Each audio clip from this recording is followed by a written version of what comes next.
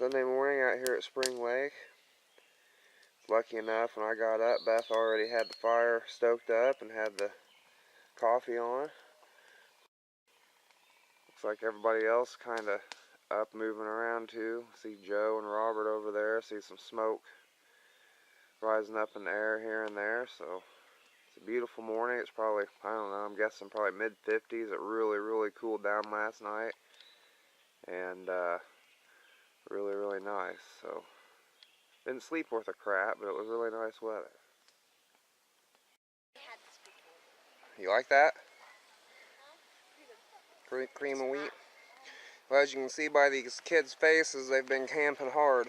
They're having some oatmeal and cream of wheat. Kyrie just finished hers up, and she's having a Pop-Tart. Breakfast of champions. I'm just kind of getting everything packed up, so it's a mess around here. We got the big cabin tent, all these chairs, all this stuff over here, and a lot of stuff. Definitely not a hike-in. It's like our buddy Chris is getting ready to take off. Good for him to make it. Thanks for coming, brother. Everybody just kind of sitting around, enjoying the morning, having breakfast and all that. I'm going to take a little walk around and look at all these hammocks. Thing's called summer swing. It wouldn't be proper if we didn't take a look at all these hammocks.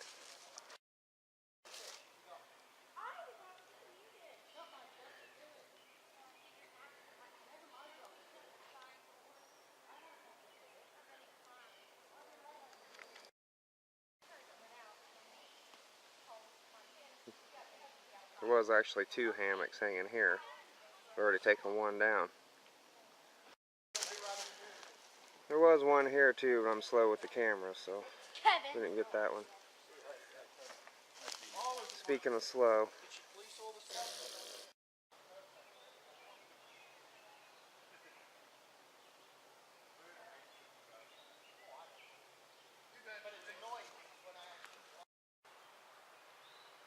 this is the wild corn dog setup here. Pretty cozy. Really like this too. This is an item that they borrowed from One-Legged Josh over at Bushcraft USA. These guys are good friends of Josh's, and he let them borrow this awesome shelter. I'm not sure what it's called, but Go Light Shangri-La, it looks like it's what it's called. So really cool. Mr. Rose, the lazy hanger. You can see why we call him that. Nice shirt. Got Miss Tracy hanging out in her Go Outfitter setup. She got this kind of, well, tell us the story on this. Last year on Kickstarter, I got the forest green Go Outfitters Apex Camp Shelter, and you may have seen it in a bunch of my videos because I've been kind of hauling it all over the place. Yeah, I've been eyeballing that for a while now. And I had the door kit with that one. I had contacted Jason from Go Outfitters about the time after, like shortly after I got that one, and it said you really should make an underquilt, because it's like, while I really love hammock gear, it's a little bit out of a lot of people's price range. So he said he was going to make one. So I saw the Kickstarter come up for the underquilt, so I ordered it. And then, by the way, I love it. I was super comfy and really comfortable. It fits a lot better than the Eno I had. Yeah. So then, when I ordered the underquilt, he sent me also another of the Apex Camp Shelters with the door kit, and then it's got the Amstel Ridgeline with the loop aliens. And a mess of wires here. Yeah, some of that's for the other suspension. Yeah, Ryan's got his. And then I've got the Go Outfitter cinch buckle suspension, which is super easy and fast to hook up. He sent me the Go Outfitters camping hammock, which has the integrated bug net, which is really nice actually. It doesn't like stick to my face. It's got these pockets on the inside. Cool. It's got a structural ridge line up here, which I've got my lantern hanging from. Nice. And also, we've got, pardon me, the matching top quilt. Oh, cool. Which has got a nice foot box. And you can cinch it up around your head like a hood. Nice. And you can cinch up the round of the bottom, and I got the Little pillow. Man, they've really pillow. hooked you up. You're doing a review on this on your channel, Yes, Butterfly Bushcraft. Butterfly Bushcraft. So that'll be coming soon. Check that out. So, yeah, and then, I did not put the door kit on tonight because it's like 80 degrees. Yeah. And that's dry. more for stormy type weather and things like that. I've used it a lot or high when wind. Been either cold, windy, wet, rainy. Yeah, because sometimes if the wind shifts on you, it'll come, you know, right. this way through your through your hammock with you. Since it's nice and in the 80s and sunny, I thought having a little more open mode would be nice. Well, we couldn't ask for better weather. I mean, check out the little butterflies. Yeah, I was eyeballing that. Oh, that's pretty cool. But yeah, I slept good in here last night. Cool. There we go. Get the bug net there. How'd you sleep there, Mr. Rose? He's doing the Cody Lundeen thing this weekend. He was hot. Yep. What's your hammock there? What are you rocking these days? Double nest. Okay. With a hammock gear 40-degree underquilt. Okay. What's that bug net you're using there? This is a bug net. I think they call it the Guardian. And then I've got a Marmot Aspen SR Trailblazer. It's a 40-degree sleeping bag. Cool. Is that working out pretty good for you? I think it works out great. It's especially for this kind of weather. It was actually a little bit warm last night. So that bug net pretty tight? Is it? It's a little tight. I'd rather, instead of having a slit where it's like, I'd rather have it more of like a arch. Right. Yeah. Yeah, so like an arching doorway. So you got more room to get in. Ryan's a little larger than the average guy too. You're what, about 6'3"? He's 6'3", 250. Yeah, big boy. So he has a little trouble sometimes with the gear for it made for us little guys. But and you gotta have the essential pee bottle. well, of course, in the hammock for sure. Awesome. Thanks, guys. Yep. Okay, sir. Who are you? Robert with Self-Reliance Mindset. And what are we doing over here? We're starting the process of making some hobo drills. Oh, hobo reels. Hobo reel. Yeah, awesome. Making some PVC pipes, got some caps on there. Already cut up there. Good. I'm just deburring the edges now so the caps can slide on and off. Kids are going to love that. Excellent. Good. This is Robert from Self-Reliance Mindset, showing the kids how to make hobo reels and use some tools.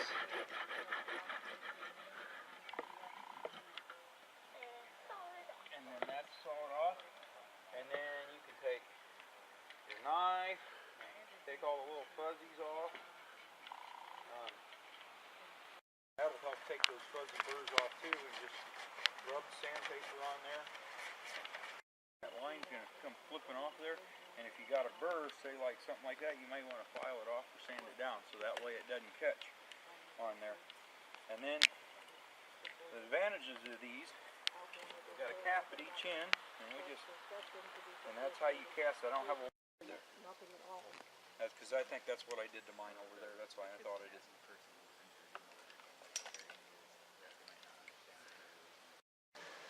Just remember what I told you about your fingers. Yeah, I'm trying to. You guys see how he's holding that up with the bill of his hat? The kid's smart.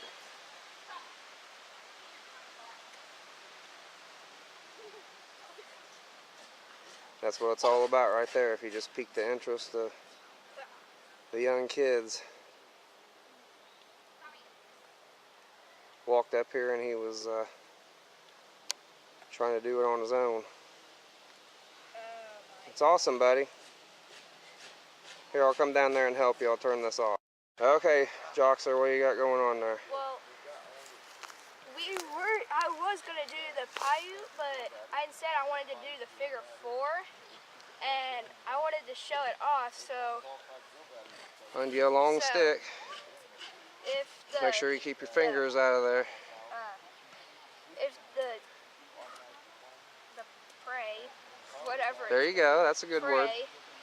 Would be walking in, and then it hit that, and it would fall Bam. down on it. There you go. But never do it in Jacksonville or in Illinois. It's illegal. There you go. Good job, buddy. Excellent. I ought to have you on here more often. What park is this? Does anyone know where we're at, what this is called? Spring Lake. Right, so we're at Spring Lake. So that's a good thing to know. Okay, so poor Ryan here is going to be a little bit accident prone today, and then we're going to practice in little small groups. He was chopping, and he wasn't using good knife skills, and he accidentally chopped his hand. So now he's bleeding. So what do you think the first thing we should do is? First thing we need to do is just look at it and see how deep does it look. Don't go poking around or anything, just look at it. If you have clean water, you might want to pour some on to make sure that there's any debris. If it's from a clean knife, you're better off. But if it was like a stick or a branch or something dirty, right in the middle of carving something, you want to just pour water on it to rinse it out. And then, if you've got some clean gauze, which I have in here, see, I've got a couple first aid kits here. You can take, see, it's good to know where your stuff is too. You got these sterile gauze pads. What we're going to do is, you don't want to rub it because that'll make the wound worse and potentially even cause dirt and debris to go further in. So you just want to blot it. If you have gloves, you can put gloves on, like clean gloves, like the medical gloves like you wear at the doctor's office. We're going to blot it. We're going to take a look. Okay. Now we're going to apply pressure, because we need to pressure, because that's how you get the bleeding to stop. So I'm going to hold a pad on here, and I'm going to hold it for probably 5 minutes. If it's bleeding too hard or bleeding through, you can put more padding or like a clean handkerchief or a clean article of clothing on top and keep applying pressure. You just keep adding layers on top. Now you need to try to get help, remember, you do that first. But this is a small cut, so it's not bleeding through, and I've held it for 5 minutes now, and I'm looking, okay, bleeding seems to have stopped. Then we've got, you want to do this part real gently, because you don't want it to start bleeding again. We're going to get like an alcohol or antiseptic towel, and we want to gently wipe over it just one time, and then go down either side. But you want to start going over it first, and then go further out, so that you're not taking dirt from the outside moving it in. So we've got it cleaned up. We could put a little triple antibiotic on there.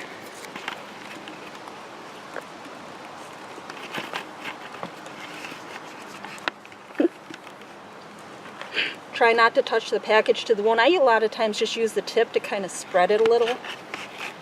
But you don't have to spread it very well, because when you put the Band-Aid on, that will cover most of it. This is not the easiest Band-Aid. Ryan got cut bad. You can also, if it's going to be seeping or draining, something that looks like it might weep, like continue bleeding, I've got some Telfa pads. It's like the gauze pads, but they're the non-stick kind. You could just sort of fold that and put that on top. And then you can either wrap it with a bandage, or a lot of times I use tape. You can hold that. You can also ask the person if they're awake and conscious to tape it. Are you awake? Yeah, that's why I said I'm gonna put some tape on here. Now, when you're dressing a wound like this, if you're gonna put some sort of absorbent dressing on it, you need to use the Telfa kind that's got like a plastic coating on it, not gauze. Because if this material, like this one, is got that kind of fuzzy, cottony look to it, this, when the scab forms, it'll stick to the wound. But they make some that are non-stick, that have like a plasticky kind of coating over it. Because these, when you peel this off, what's gonna happen? It's gonna pull the scab right off. It'll start bleeding again. Here we have Nevada here. So that's Robert from Self-Reliant Mindset. That's his little girl. She's been carving her first spoon. It's looking awesome. Good job, girl. Dad wouldn't have forgot your spoon knife. He could get her finished up, huh? Dang it, Dad. My leg's shaking. That's my first time ever doing that. I got it on video for you.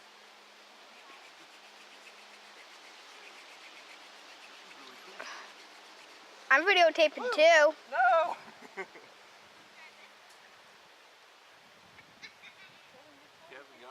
lost half of it, but he's got it.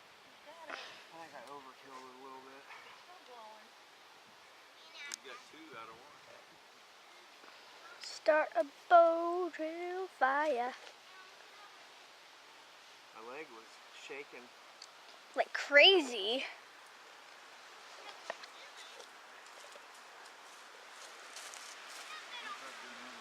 Don't start a wildfire.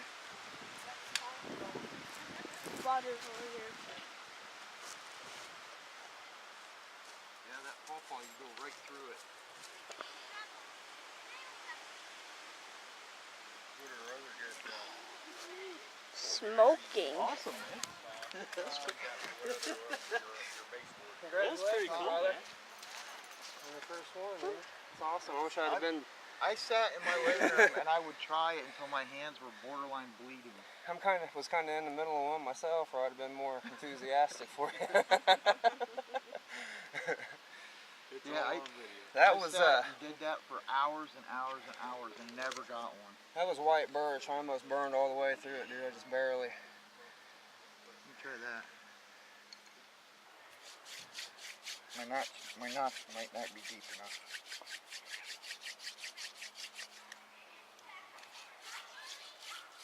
Just take it slow and easy.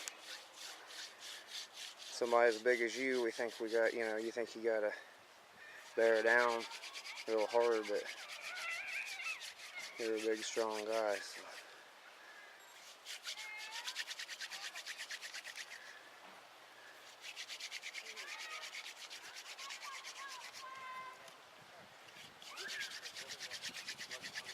Ryan's working on his second one of the day. Just got his first here about 5 minutes ago.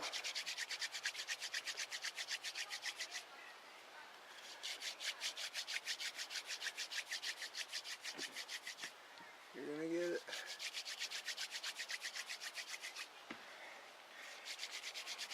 Told you I like that horse weed, man. Smells like it. Yep. Sorry I didn't have it better prepped for you. It's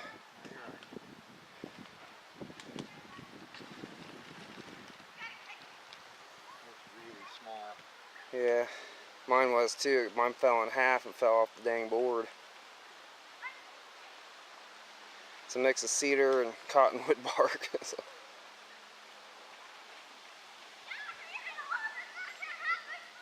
Awesome! Woo!